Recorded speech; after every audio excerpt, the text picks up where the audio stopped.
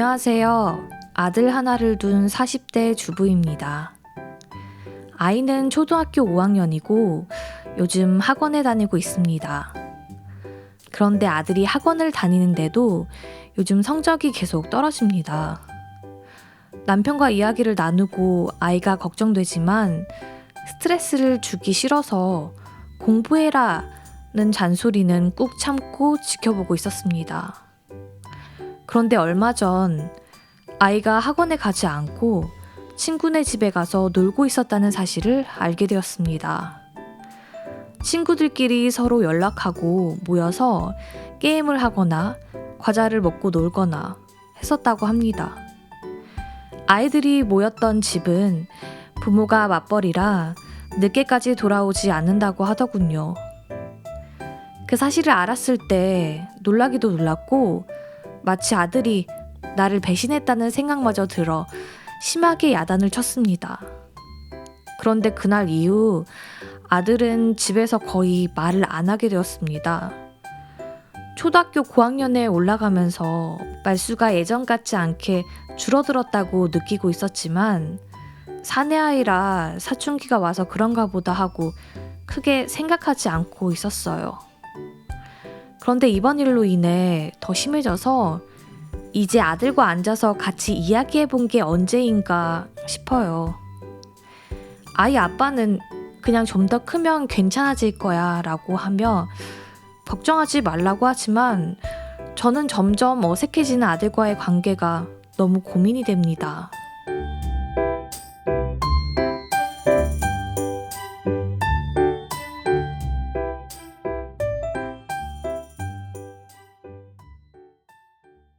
네, 사연 속 고민 잘 들었습니다. 그럼 오늘도 강사님과 함께 이야기를 나눠보는 시간을 가지겠습니다. 강사님.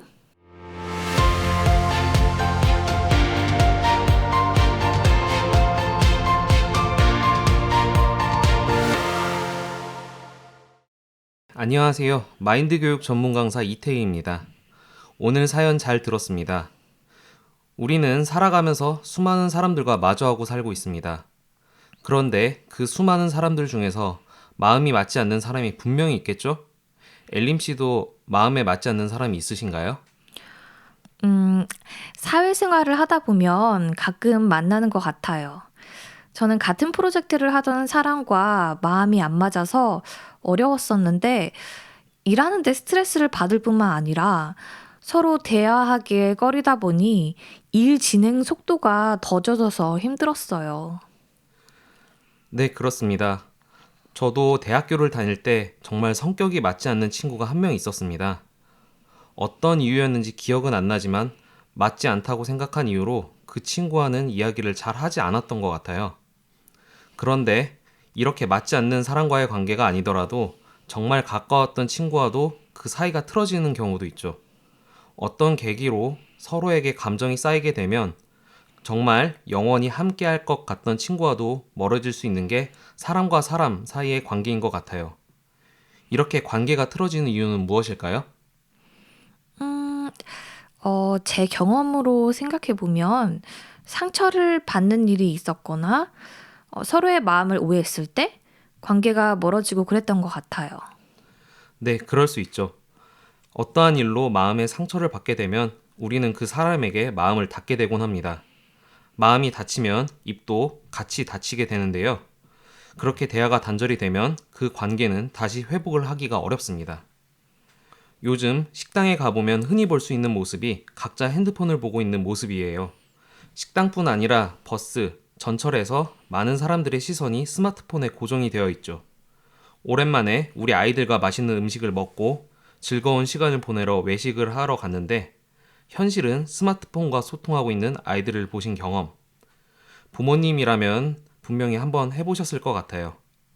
이것은 단지 아이들만의 문제는 아니고 부모님들 중에서도 많은 시간을 스마트폰을 보는데 쓰고 계신 분들이 정말 많습니다. 그런데 이런 사회 현상으로 인해 우리는 점점 대화를 잃어가고 있습니다. 앞서 말씀드린 대로 관계가 틀어졌을 때 대화가 단절되면 만약 오해로 생긴 일이라고 해도 그 오해를 풀 수가 없을 거예요. 오늘 사연자분은 아이가 초등학교 고학년이 되면서 말수가 줄어들었다고 하셨는데 아이가 학원에 가기 싫은 마음, 공부가 어려운 이야기를 엄마에게 하지 않았을 것이고 엄마는 그런 아이의 마음을 모르니 그저 학원을 잘 다니고 있겠지 하고 생각을 하고 계셨을 거예요. 아버님의 말씀처럼 시간이 해결해 줄 수 있는 부분도 분명 있겠지만 중요한 것은 아들과 대화를 회복하시는 것이 가장 중요한 부분입니다. 계속해서 대화가 단절되어 버리면 아이가 왜 그런 행동을 하는지 알 수가 없어지고 점점 갈등이 심화되게 됩니다. 저는 6살과 3살 남자아이 둘을 키우고 있는데요. 아이들이 자라서 말을 하기 시작하자 거짓말을 하는 것을 봤습니다. 사실 부모 눈에는 훤히 보이잖아요. 거짓말인지 아닌지. 그런데 큰 아이가 자기가 잘못을 하고 자기가 한 게 아니라며 시치미를 뚝 떼더라고요. 그때 제가 아이에게 단호하게 왜 거짓말을 하면 안 되는지 알려주며 아빠는 재현이가 잘못을 하더라도 그대로 이야기해 주길 바란다. 재현이가 잘못을 하더라도 아빠는 재현이가 밉지 않고 늘 사랑한다 라고 설명해 주었고 아이가 금방 방긋 웃으며 절 꼭 안아주며 잘못했다고 하더라고요.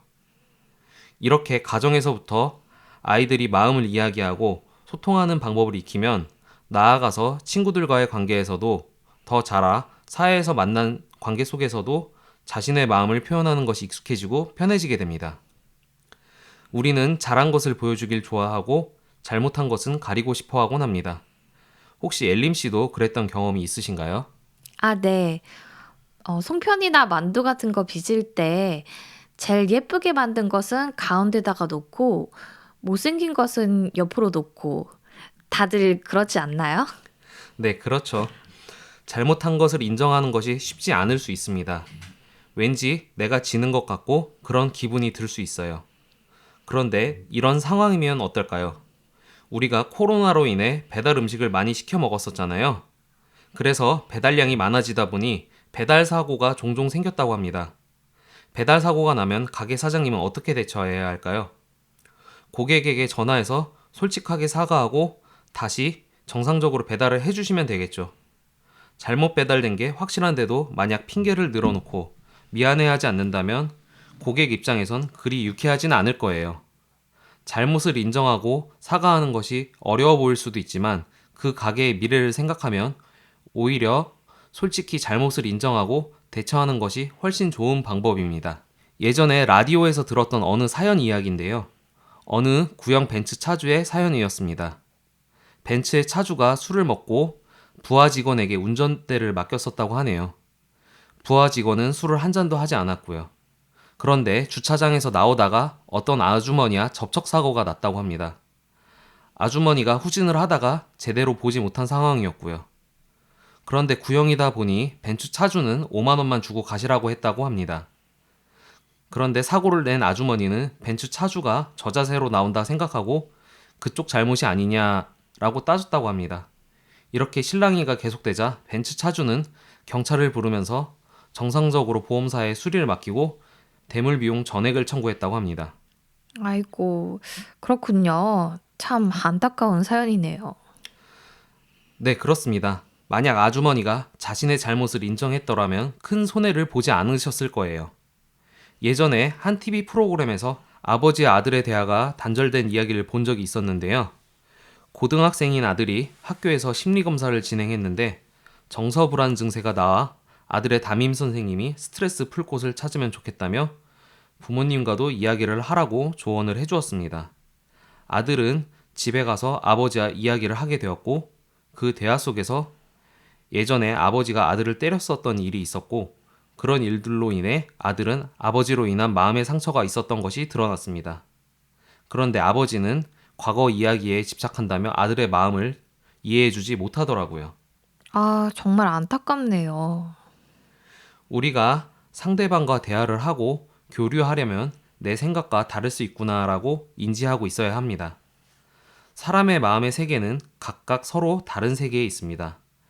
A와 B라는 사람이 있는데 같은 마을에서 자란 친구라 가정해 봅시다. 이 둘이 일이라는 것을 생각하는데 A와 B는 오랜 시간 지내왔어도 생각하는 게 전혀 다를 수 있습니다. 비슷할 수는 있을지언정 완전히 같은 경우는 매우 드문 일입니다. 나와 완전히 똑같이 생각을 하는 사람은 어디에도 없습니다. 상대와 대화를 하기 위해서는 내 생각만 고집하는 것이 아니라 나와 다른 상대의 생각을 들어보고 나와 다른 생각도 받아들일 수 있어야 합니다. 이것은 가족과의 대화에서도 마찬가지입니다. 내 생각과 내 아이의 생각이 같을 수 없고 내 생각과 나의 부모님의 생각이 같지 않을 수 있습니다. 우리는 늘 나와 생각이 다른 사람이 있을 수 있고 내 생각이 항상 맞는 것이 아니다라고 생각을 하고 다른 사람과의 대화와 교류를 통해 나와 다른 생각을 받아들이면 점점 마음의 세계가 넓어져 가는 것을 보실 수 있습니다. 더 많은, 더 다양한 사람들과 마음을 나눌 수 있게 되고 삶이 풍족해질 수 있습니다. 하지만 내가 상대의 생각을 들어보려 하지 않고 틀렸다고 생각하며 내 생각만을 고집하며 상대방을 대한다면 그게 마음의 담이 되어 교류를 할 수 없게 됩니다. 내가 상대방과 마음을 나누려면 내 생각과 맞지 않는 상대방의 생각도 받아들여야 하는군요. 저도 좀 전에 말씀드린 방송의 내용처럼 아버지와 비슷한 경험이 있는데요. 방송에서 아들처럼 폭력을 당한 것은 아니지만 아버지가 저를 이해하지 못한다고 생각한 적이 있어요. 어차피 나를 이해해 주시지 않는데 아버지에게 이야기해서 뭐하나 라고 생각을 했었어요. 그런데 어떤 계기를 통해 아버지와 대화를 하게 되었는데 아버지가 저를 이해하지 못하셨던 것이 아니라 저를 위해 하신 행동인 것을 알게 되고 아버지의 마음을 알게 되었었어요. 제가 두 아들의 아빠가 되어 보니 아버지의 마음이 더 잘 이해가 되고 아, 이래서 그러셨겠구나 하고 아버지의 사랑이 다시금 느껴질 때가 종종 있습니다. 내 편에서 상대의 마음을 단정 짓고 마음을 닫아버리면 그 관계는 회복이 어렵지만 대화를 통해 서로의 마음을 알아본다면 생각보다 쉽게 관계가 회복될 수 있습니다. 우리가 대화를 잘 하고 교류를 잘 하기 위해서는 어떤 것이 필요할까요? 강사님께서 말씀하신 내 생각과 다른 상대방의 생각을 받아들이는 것, 그리고 또 어떤 것이 있을까요? 네, 가장 먼저 알아야 할 것은 마음이 흐를 때 행복이 느낀다는 것을 알아야 합니다. 전기는 양극과 음극으로 이루어져 있으며 두 극이 합쳐질 때 우리 실생활에 필요한 전기가 만들어지게 됩니다. 이처럼 사람의 마음도 다른 사람의 마음을 만나게 된다면 마음이 밝아지고 행복을 느낄 수 있게 만들어져 있습니다. 내 생각을 고집하는 것이 상대가 내 마음을 이해하기를 기다리는 것이 나를 위하는 것 같고 손해보지 않는 것 같지만 오히려 내 생각을 잠시 내려두고 상대의 생각을 들어보고 내 마음을 고집하기보다 상대의 마음을 이해해보려 하며 서로의 마음을 나누고 교류를 할 때 내 삶은 더 행복해집니다.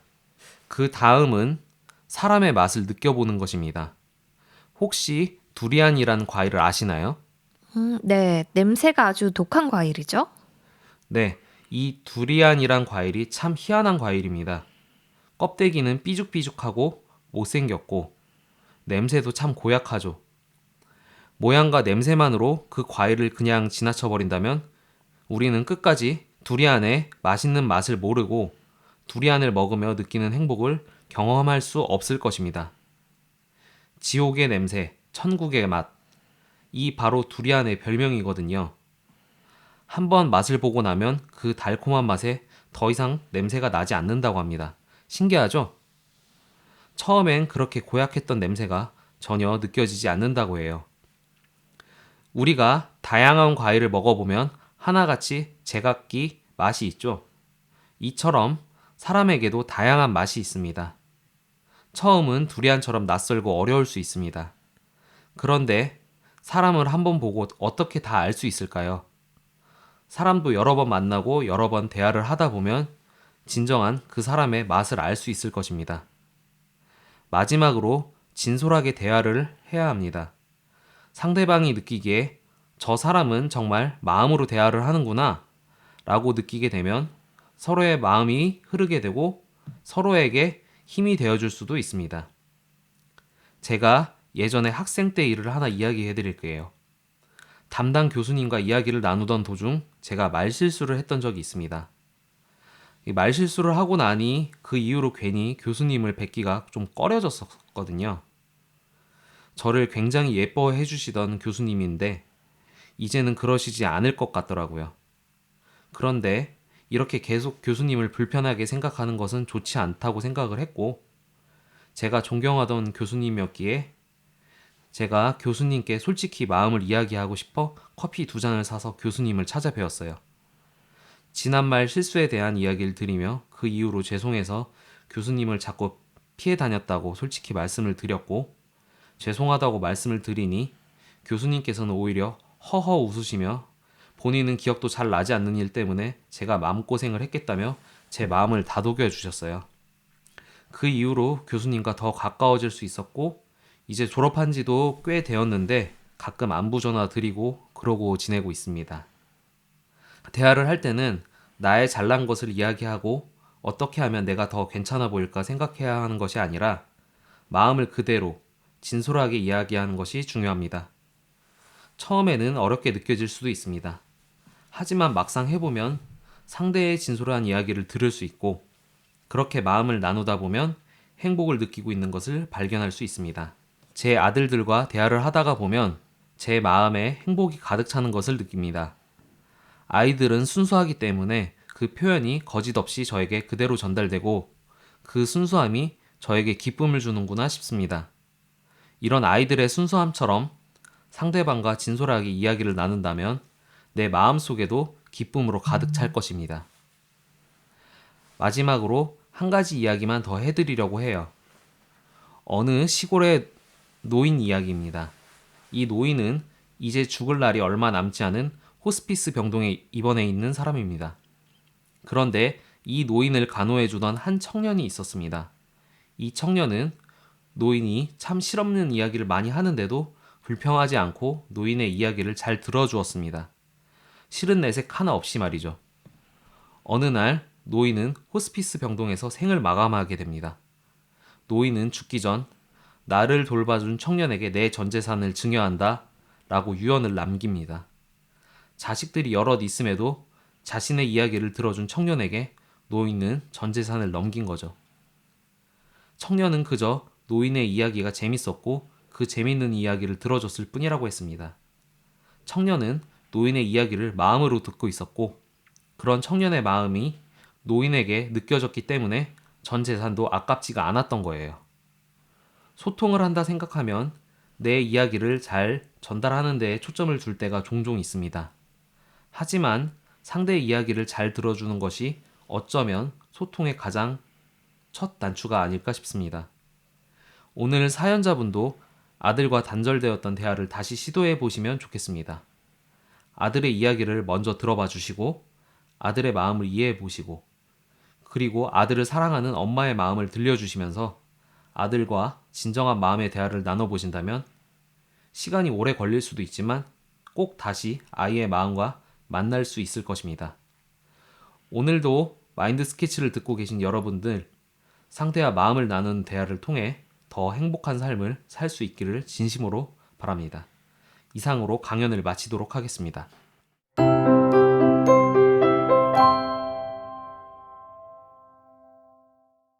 오늘은 마음을 나누는 대화라는 주제로 강사님과 이야기를 나누어 보았는데요. 지금 주위에 대화가 안 통해서 힘든 사람이 있으신가요?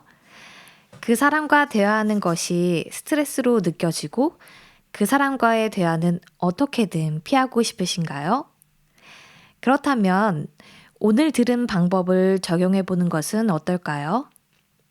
피하지만 말고 나와 다른 상대방의 생각을 먼저 잘 들어보고 이해하려고 노력해 봅시다. 어느 순간 그 사람을 이해할 수 있게 되고 어쩌면 소중한 인연을 시작하게 될지도 모르니까요. 강사님 오늘 말씀 감사합니다. 네, 감사합니다.